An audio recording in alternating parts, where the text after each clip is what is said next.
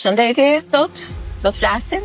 në lidhje me infeksionet e traktit gastrointestinal, duke qenë që lidhet edhe me specialitetin tim si mjeke infektologe. Flasim për këtë temë pikërisht sepse po hym dhe kemi hyrë zyrtarisht në stinën e verës, nga përvoja, nga eksperienca vëmë re që këto infeksionet të traktit gastrointestinal shtohen gjatë kësaj stine dhe janë arsye të shumta. Janë temperaturat e larta, janë pjesa e pushimeve që shpesh na lidh me konsumimin e ushqimeve shumë më tepër edhe jashtë asaj rutinës së zakonshme kur ne konsumojmë ushqime vetëm në shtëpi, detyrohesh të shkosh në lokale, në restorante të konsumosh jashtë. Por nga ana tjetër dhe rritja e numrit të infeksioneve të traktit gastrointestinal lidhet edhe me vetë shkaktarët të cilët në këtë stinë favorizojnë shumëzimin, replikimin e tyre dhe mund të shkaktojnë simptomat të cilat të gjithë tashmë i njohim. Stina e verës shoqërohet me rritje të rasteve me të vjella, me diare, me temperaturë, me dehidrime, të cilat mund të arrijnë nivele të ndryshme nga dehidrimi i lehtë deri në dehidrimin e rëndë, që ka nevojë pastaj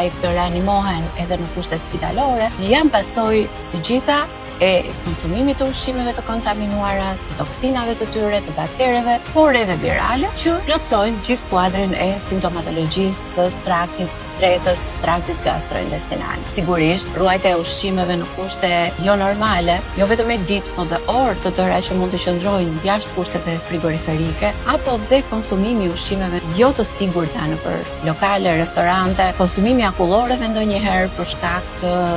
qumshtit mund të shoqërohet me toksinfeksione alimentare. Ne kemi pasur raste në